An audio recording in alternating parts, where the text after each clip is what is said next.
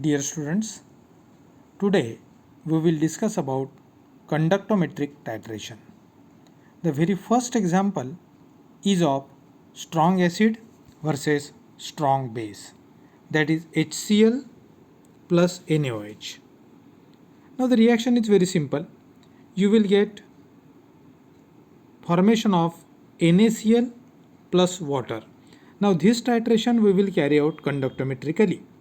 Now initially what will happen, as soon as you add NaOH from the burette, then there will be decrease in H plus ion concentration, right? So due to decrease in H plus ion concentration, definitely the conductance will go on decreasing. This is a graph between volume of NaOH added and conductance. So initially, as soon as you add NaOH from the burette, there is decrease in H plus ion concentration, and therefore there is continuous decrease in the conductance. But after the equivalence point is reached, if you add NaOH from the burette, there is steep increase in the conductance due to faster moving OH minus ion, and therefore from this graph equivalence point can be found out. So this is strong acid versus strong base titration. Now we will see second type of titration, that is weak acid versus strong base. Typical example, acetic acid, which is a weak acid, and strong base NaOH. You will get sodium acetate and water.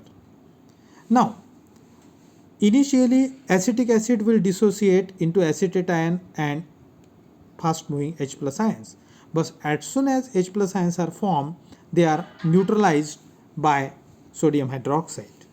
Therefore there at the initial stage there is a decrease in conductance due to neutralization of these H plus ions. So the graph is like this. First there is decrease in the conductance, but then if you add NaOH, there is increase in the acetate ion because there is dissociation of acetic acid, and due to addition of NaOH, increase in the Na plus ion concentration will also be there. Therefore there is a continuous increase in conductance up to the equivalence point. But after the equivalence point, there is a sharp increase in the conductance due to the increase in the concentration of faster moving OH minus ions. So this is the graph for the conductometric titration of weak acid, strong base. Similar will be the graph between a strong base and strong acid and weak base. Now we will see third type, that is weak acid versus strong base.